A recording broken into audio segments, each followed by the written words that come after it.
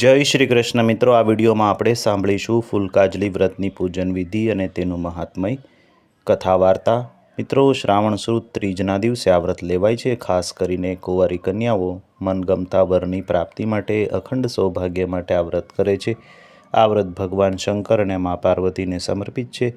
શ્રાવણ માસની અજવાળી ત્રીજે કુંવારિકાઓ સવારે સૂર્યોદય પહેલાં ઉઠી સ્નાન કાર્યથી પરવારી સ્વચ્છ કપડાં પહેરી 16 શણગાર સજી ભગવાન ભોળાનાથના મંદિરે જઈ ભગવાન શ્રી ગણેશ, રિદ્ધિ સિદ્ધિ અને ભગવાન શિવ અને મા પાર્વતીજીની પૂરી શ્રદ્ધા ભાવથી પૂજા કરે છે।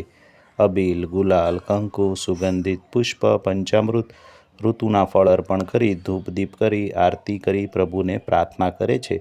પોતાનાથી અજાણતા થયેલી ભૂલચૂક માટે માફી માગે છે અને આ વ્રતમાં ફૂલ સૂંઘવાનું ખાસ મહત્ત્વ છે। ખાસ કરીને ગુજરાત, સૌરાષ્ટ્ર અને કાઠિયાવાડમાં કુંવારિકાઓ આનંદ ઉલ્લાસથી આ વ્રત કરે છે। જ્યારે પણ ફળ કે જળ ગ્રહણ કરવામાં આવે છે ત્યારે સૌપ્રથમ ફૂલ સૂંઘીને પછી ફળ કે જળ લેવામાં આવે છે। સંધ્યા સમયે ગાય માતાનું પૂજન કરી રાત્રિ જાગરણ કરી ભગવાન શંકર અને મા પાર્વતીજીની કથા સાંભળે છે, ભજન કીર્તન કરવામાં આવે છે અને વ્રત કરે છે। દેવપુરા પુરાણમાં કહ્યું છે કે પૂરી શ્રદ્ધા અને ભક્તિથી આ વ્રત કરનારના સમગ્ર જીવનમાં સંસારના સુખની સુગંધ રહે છે, મનગમતા વરની પ્રાપ્તિ થઈ, સુસંતતિ પ્રદાન થાય છે। ફૂલની જેમ તેનું જીવન પણ સુગંધીમય બને છે। આ વ્રતના પ્રભાવથી વ્રત કરનાર દીકરીનું જીવન સંસાર સદાય સુગંધમય બને છે। આમ 3, 5 કે 7 વર્ષ સુધી વ્રત કરી વ્રતનું ઉજવણું કરવામાં આવે છે। ઉજવણામાં જેટલા વર્ષે વ્રત કર્યું હોય તેટલી કુંવારી કન્યાઓને ગોયણી કરવાની છે અને ગોયણીને જમાડી યથાશક્તિ સૌભાગ્ય પ્રતીકની વસ્તુ ભેટ અર્પણ થાય છે। ઉજવણાની પૂજામાં ભગવાન શિવના મંદિરે ચાંદીનું ફૂલ પૂજામાં ચડાવાય છે। બ્રાહ્મણોને યથાશક્તિ દાન આપી આ વ્રત પૂરું થાય છે। તો મિત્રો, આ હતી ફૂલકાજલી વ્રતની પૂજન વિધિ, તેનું મહાત્મ્ય। હવે સાંભળીશું વ્રતની કથા। બોલો શંકર ભગવાન મા પાર્વતીજીની જય। હિમાલય પર કૈલાશમાં ભગવાન શંકર અને મા પાર્વતીજી બેઠા બેઠા સોગઠાબાજી રમી રહ્યા હતા।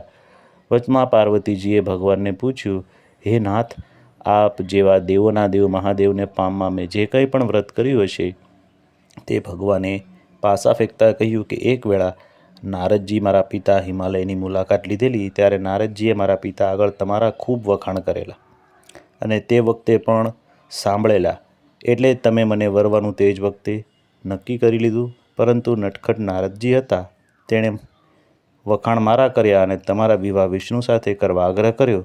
જ્યારે તમે આ જાણ્યું ત્યારે તમે ખૂબ કલ્પાંત કર્યું અને પછી તમારી એક અવિશ્વાસુ સખીને તમારા મનની મૂંઝવણ જણાવી તો તેણે કહ્યું કે તું બધી ચિંતા છોડી દે અને તે અંગે પછી વિચારણા કરીશું। અત્યારે મન મોકળું થાય એ માટે આપણે જરા જંગલમાં ફરી આવીએ। તમે બેનપણી સાથે વનમાં ફરવા નીકળી પડ્યા। રસ્તામાં એક ઠેકાણે માટીનો ઢગલો પડ્યો હતો, ત્યાં જઈ તમે બેઠા બેઠા રમતા રમતા માટીનું શિવલિંગ બનાવ્યું। તેની પૂજા કરવા માટે વગડામાં ફરીને ફૂલો, બીલીપત્રો, કેવડો વગેરે શોધીને લાવ્યા અને ભાવથી શિવલિંગની પૂજા કરી। આ દિવસ હતો શ્રાવણ મહિનાની અજવાળી ત્રીજનો। તમે રોષમાં ને રોષમાં સવારથી અન્ન ન લીધું છતાં ભૂખ્યા પેટે પ્રફુલ્લિત રહીને વિવિધ જાતના ફૂલોથી ભક્તિ કરી, તેથી હું તમારા પર પ્રસન્ન થયો। મેં પ્રગટ થઈને તમને વરદાન માગવા કહ્યું તો તમે 2 હાથ જોડીને એટલું માગ્યું કે હે ભોળાનાથ, જો મારી ભક્તિ સાચી હોય તો આપ મારા સ્વામી થાવ, અને તથાસ્તુ કહી હું અંતર્ધ્યાન થઈ ગયો। તેવામાં તમારા પિતા તમારી શોધખોળ કરતા ત્યાં આવી પહોંચ્યા અને તે પૂછે એ પહેલાં જ તમે કહી દીધું કે હું ભગવંતી ભગવાન શંકરને વરી ચૂકી છું। તે વખતે તમે મને વિવિધ જાતના પુષ્પોથી પૂજ્યો હતો અને તે વ્રતનો પ્રભાવ તમારા પિતા પર એવો પડ્યો કે તેણે થોડા જ દિવસોમાં મારી સાથે તમારા લગ્ન કરી દીધા। ભગવાને શંકરે મા પાર્વતીનું શંકાનું સમાધાન કરીને કહ્યું કે મને હંમેશા બીલીપત્ર જ ચડાવાય છે, છતાં તમે શ્રાવણ મહિનાની અજવાળી ત્રીજના દિવસે મારું વિવિધ જાતના પુષ્પોથી પૂજન કર્યું હોવાથી જે કોઈ શ્રાવણ મહિનાની અજવાળી ત્રીજના દિવસે વિવિધ જાતના પુષ્પો ચડાવી મારું ભક્તિ કરશે તેના સર્વે કાર્યો સિદ્ધ થશે, તેના મનના મનોરથ હું પૂર્ણ કરીશ।